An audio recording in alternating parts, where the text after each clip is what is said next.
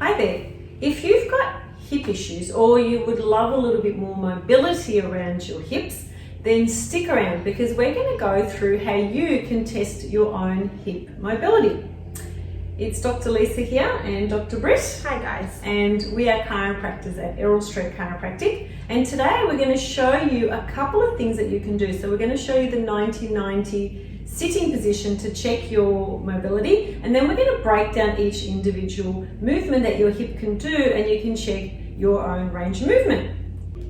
So the first position for you to try is the 90-90 position. So if you're getting onto the floor on a yoga mat or on the carpet, now if you really have a lot of pain in your hips or your knees, you may not want to try this. You may just want to skip to the next part, but you want to get your legs in a 90-degree angle. So facing the one leg, okay, so you've got your hip and knee at 90 degrees, and then you've got your other leg at 90 degrees. Now, just to be able to get into this position is actually the test, because what you're testing is some internal rotation in one hip, external on the other. You've got some flexion and some extension in the hips. So it's really checking that deep mobility in your hips.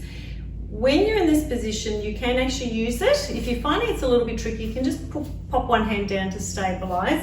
But you can then use it as a bit of a stretch. So we can stretch the glutes and the back of the hip on the front leg. So you know, just directly face that knee and just gently lean into it. So you're going to get a bit of a stretch there. You can use it also to stretch the back leg. So if you come back and you're facing now a head in between. So you're looking between the foot and the knee, and you'll feel that stretch at the front. So it's a really interesting one. Then just be careful how you come out, and then you can swap those legs around and check the other side, okay? So we'll check, I'm getting all dyslexic here.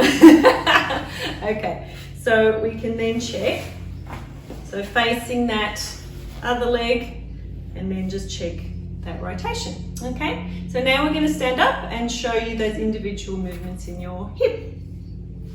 So now we're going to check range of motion of the hips. So you can do this standing or lying down. Today we're going to perform it standing, but depending on your balance or just your range of motion, you can do it on the floor.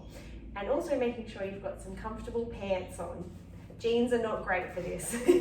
Okay, so we're going to start with flexion of the hip. So Lisa's going to demonstrate, and we're going to look at flexion.